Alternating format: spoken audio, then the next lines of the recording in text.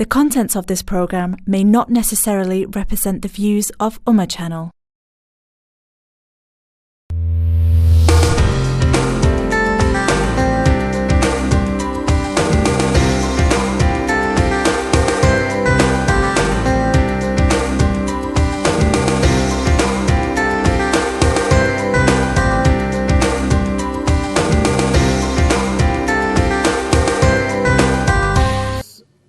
अस्सलामुअलैकुम वरहमतुल्लाहि ताला वबरकातुहु।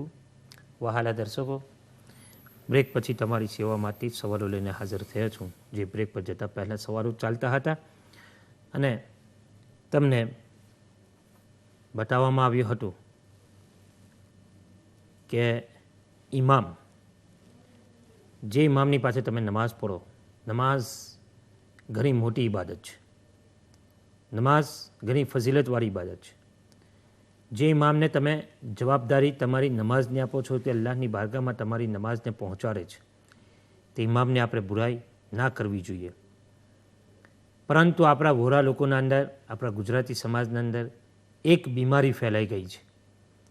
તમારું દિલ નથી કરતું, તમે એની પાછળ નમાઝ ના પઢો એ બહેતર છે, પરંતુ તમે ઇમામની બુરાઈ કરીને તમારી નમાઝોને ખરાબ ના કરો એવી તમને મારી વિનંતી છે.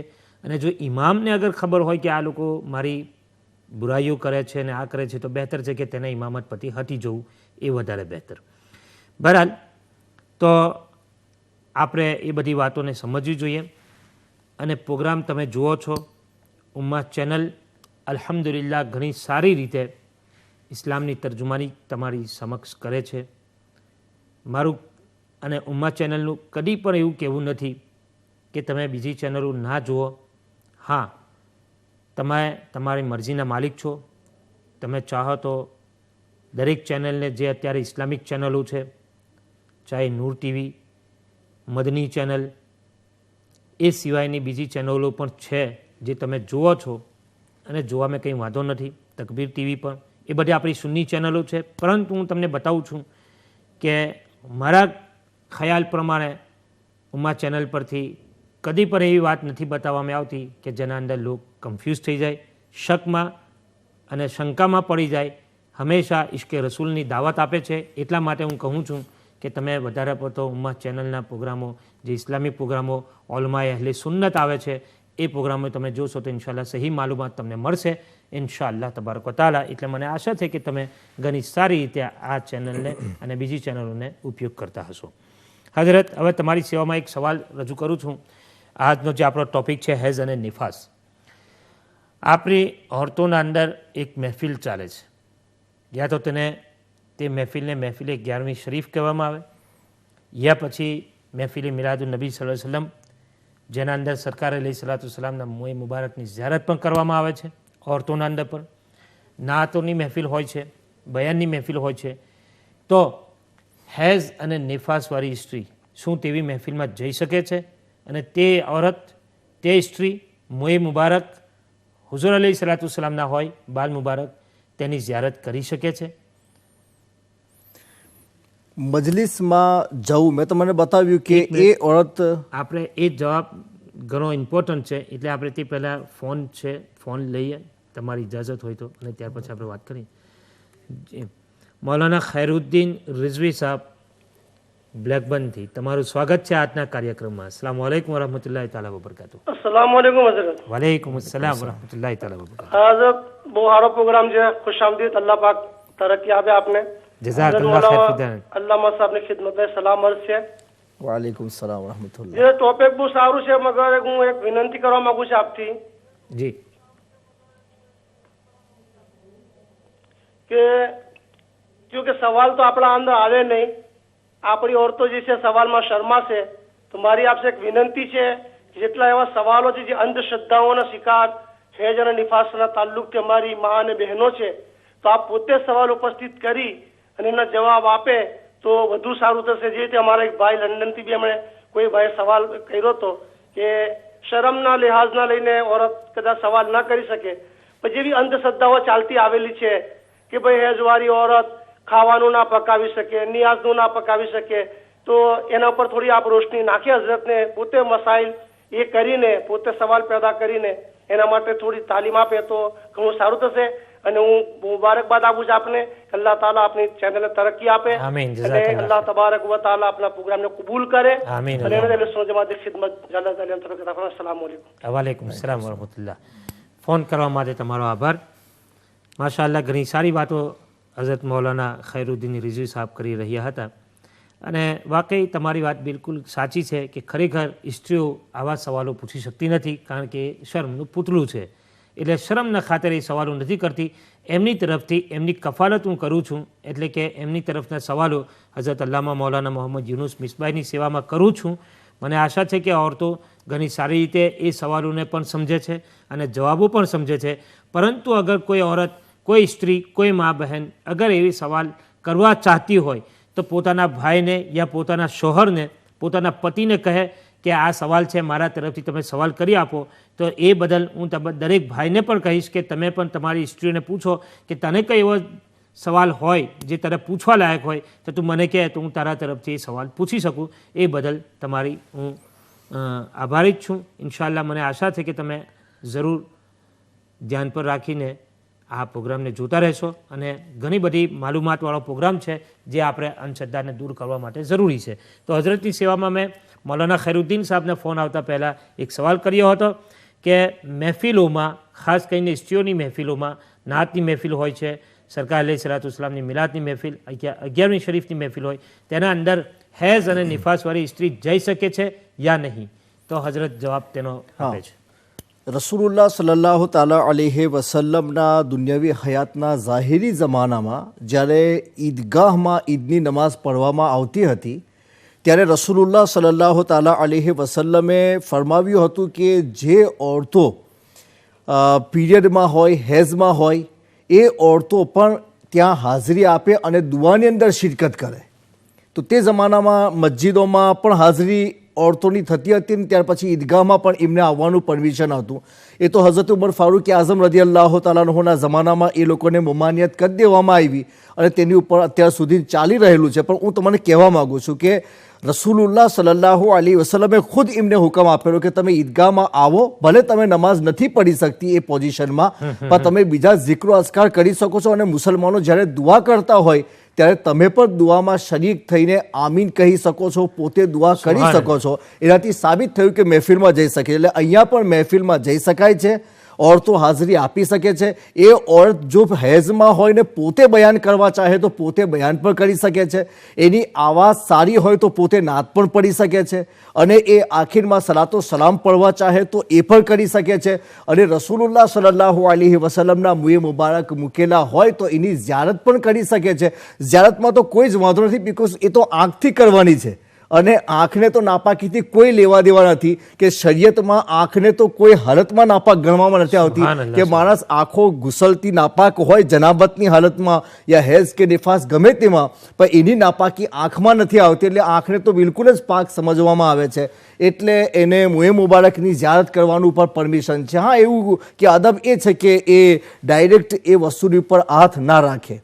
હા, જો એ ઉઠાવવા માંગતી હોય તો બીજું કોઈ ઉઠાવનારું ના હોય તો ઉઠાવી પણ શકે છે. જેમ કે કુરાન શરીફને, કે કુરાન શરીફ ડાયરેક્ટ ઉઠાવી ના શકે, પણ કુરાન શરીફ જો કવરમાં બંધ હોય તો એ કવર, ગિલાફમાં હોય, રૂમાલમાં વીટેલું હોય તો પીરિયડ વાળી ઓરત એને એ કુરાન શરીફને કવરમાં હોય તો ઉઠાવીને બીજી જગ્યાએ મૂકી પણ શકે છે. તો એવી રીતે કોઈ જાતની મમાનિયત આ બધી વસ્તુમાં નથી.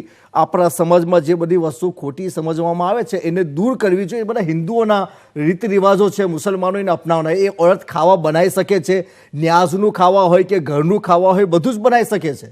એ ઓરતનું એઠું એનો હસબન્ડ ખાવા ચાહે યા એનો છોકરો ખાય, એ બધાનું પરમિશન છે. શરીયતમાં એ કશું નાપાક થતું નથી, કારણ કે હુકમી નાપાકીમાં રિયલ નાપાકી ના હોય. અને એ તો તમે બતાવી આપ્યું કે હુઝુર અલૈહિસ્સલાતુ વસ્સલામે પોતે પાણી પીધું, ખાધું, એટલે એ તો સુન્નત થયું.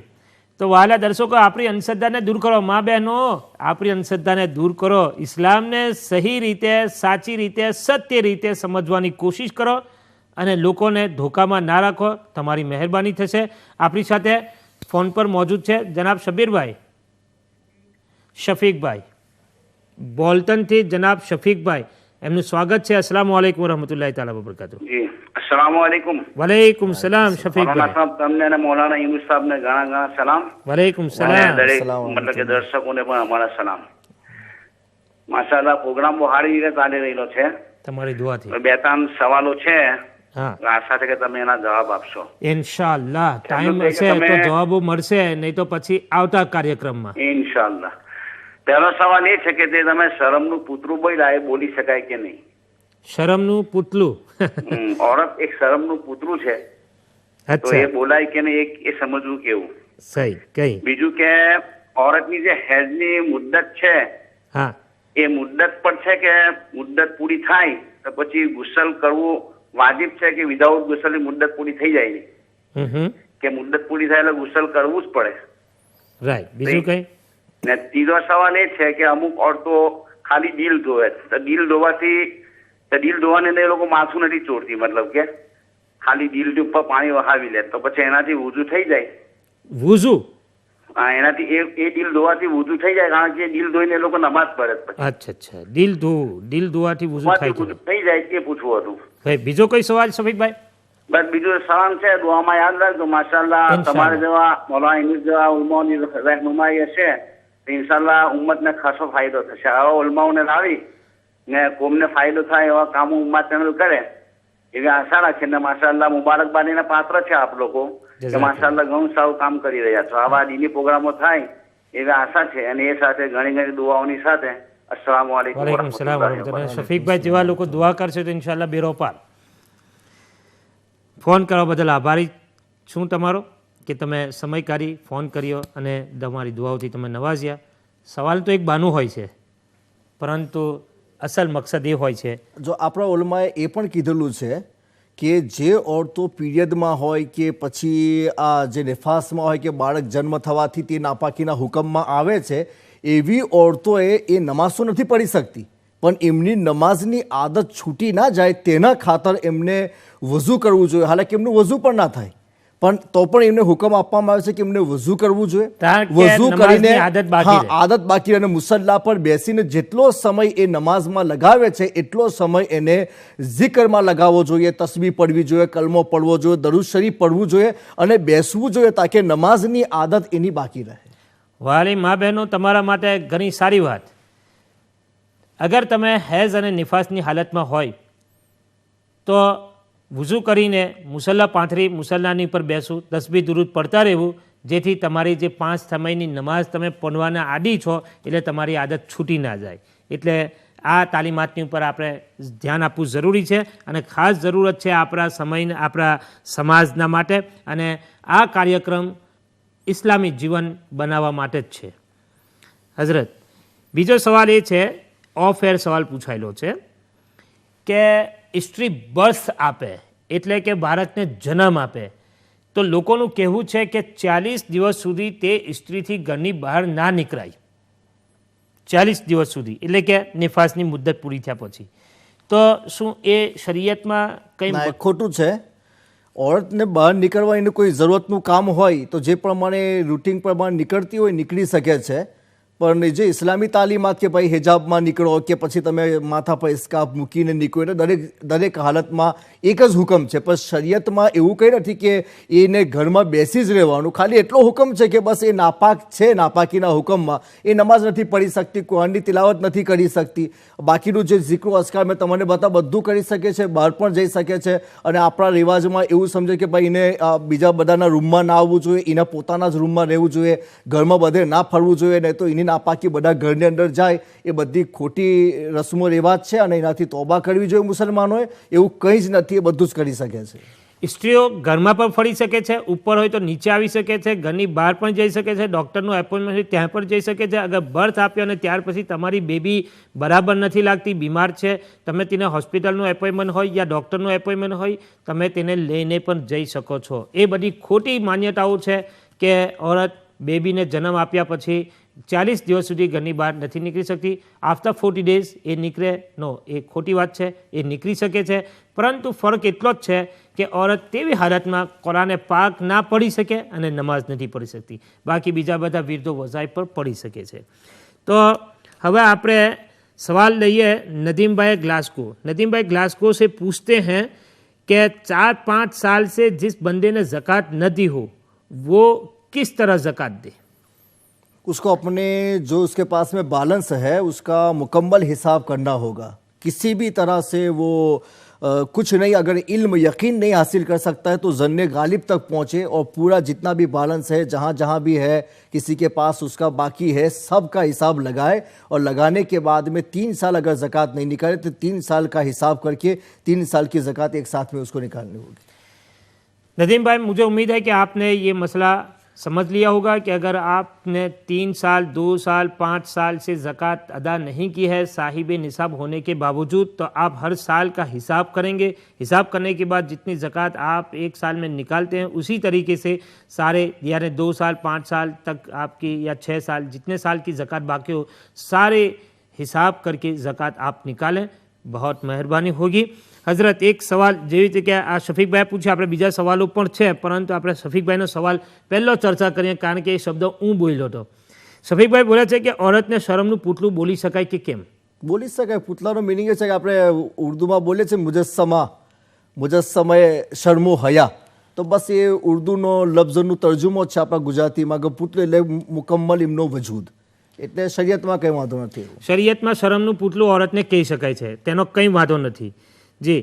તો અને બીજો સવાલ એ છે શફીકભાઈનો કે હેઝની મુદ્દત પૂરી થાય તો औरत ગુસલ કરે, એના માટે જરૂરી છે ગુસલ કરવું? એ ગુસલ તો ફરજ છે એટલે ગુસલ કરવું જ પડશે, પણ એવું કે એ ગુસલ ના કરે તો જ્યારે નમાઝનો ટાઈમ થાય અને જેની અંદર ઇસ્લામની માંગ છે કે આ વસ્તુ પાક થઈને જ કરવાની હોય તો તેવી વસ્તુ કરતાં પહેલાં એને ગુસલ કરી લેવું જોઈએ। અને એમ પણ જ્યારે પાક થઈ જાય ત્યાર પછી વધારે નાપાક ના રહેવું જોઈએ કે ત્યાર પછી એ હુકમમાં આવી જાય તો રહમતના ફરિશ્તાઓ એવા લોકોના નજીક નથી આવતા, એટલા માટે પાક થયા પછી તરત ગુસલ કરી લેવું જોઈએ। પણ ઇસ્લામની માંગ ક્યારે થશે? જેમ કે નમાઝનો ટાઈમ હોય તો નમાઝ પઢવાનો હુકમ આવશે તો પછી ભાઈ નમાઝ પઢવી હોય તો હવે એને ગુસલ કરવું પડશે। નમાઝના માટે ગુસલ કરવું ફરજ છે, બાકી તે પછી તે પહેલા ફરજ નહીં ને કરવાનું છે તારીખ તો પર બધા આપણે કરી શકે એક તો બી આપણે તે વસ્તુ આપણે કરીએ છીએ કે હેઝની મુદ્દત, હવે દાખલા તરીકે હેઝની મુદ્દત તો 40 દિવસની છે, પરંતુ કોઈ औरत 30 દિવસમાં નિફાસ, સોરી માફ કરજો નિફાસ, કારણ કે હેઝની મુદ્દત તો 10 દિવસ છે વધારેમાં વધારે। અગર તે જેવી રીતે કે આગળ આપણે ડિસ્કસ કરી ચૂક્યા કે 5 દિવસ યા 6 દિવસમાં તેનું ખતમ થઈ જાય તો તે औरत ગુસલ કરીને નમાઝ પઢી શકે છે। હા, કારણ કે તેને ખબર છે કે મને દર મહિને મને કે 5-6 દિવસ ગુસલ, એને 10 દિવસ પૂરા કરવાની જરૂરત નથી। બીજો સવાલ એ છે શફીકભાઈનો કે દિલ, ઘણી औरतों કહે છે કે ભાઈ હું દિલ ધોઈ લો, તો શફીકભાઈ કહે છે દિલ ધોવાથી વૂઝુ થઈ જાય? હા, વૂઝુના જે પાર્ટ્સ છે એ ધોવાઈ જતા હોય અને એમાં કશું બાકી ના રહી જાય તો પછી વૂઝુ થઈ જશે। શફીકભાઈ, દિલ ધોયું એટલે કે મોઢું ધોયું, વૂઝુ જે રીતે કરે એ રીતે અગર જો દિલ ધોયું હોય તો વૂઝુ થઈ જશે અને વૂઝુ તેની સાથે તે નમાઝ પર પડી શકે છે। વહાલા દર્શકો, આજનો કાર્યક્રમ અહીંયા સમાપ્ત થાય છે। એની સાથે હું હજરત અલ્લામા મૌલાના મોહમ્મદ યુનુસ મિસબાહી સાહેબ અને રિઝવાનભાઈ અને બીજા અમારા ભાઈઓ જે ઉમ્મા ચેનલ પર અત્યારે કામ કરી રહ્યા છે એમનો આભારી છું અને તમારા દરેકનો આભારી છું, દરેક ભાઈ બહેનનો આભારી છું કે જેમણે આ પ્રોગ્રામને ઘણો પ્યારથી, મોહબ્બતથી, લગનથી જોયો, દુઆઓથી નવાજ્યા। અલ્લાહ તાલા તમારી દુઆઓને હુઝુર અલૈહિ સલામના સદકામાં કબૂલ ફરમાવે। અને આજનો ટોપિક જે હતો સ્ત્રીઓના માટે ખાસ કરીને હેઝો નિફાસની વિશે આપણે ઘણી વાતો કરી। ઇન્શાઅલ્લાહ તાલા જે સવાલો બાકી છે એ આવતા કાર્યક્રમમાં જરૂર એ સવાલો આપણે ડિસ્કસ કરીશું અને આવતો કાર્યક્રમ ઇન્શાઅલ્લાહ મને આશા છે કે ઘણો મહત્વનો રહેશે। જોવાનું ના ભૂલશો। અલ્લાહ તાલા દરેકને જઝાએ ખૈર અતા ફરમાય। અસ્સલામુ અલૈકુમ વરહમતુલ્લાહિ તાલા વબરકાતુહુ।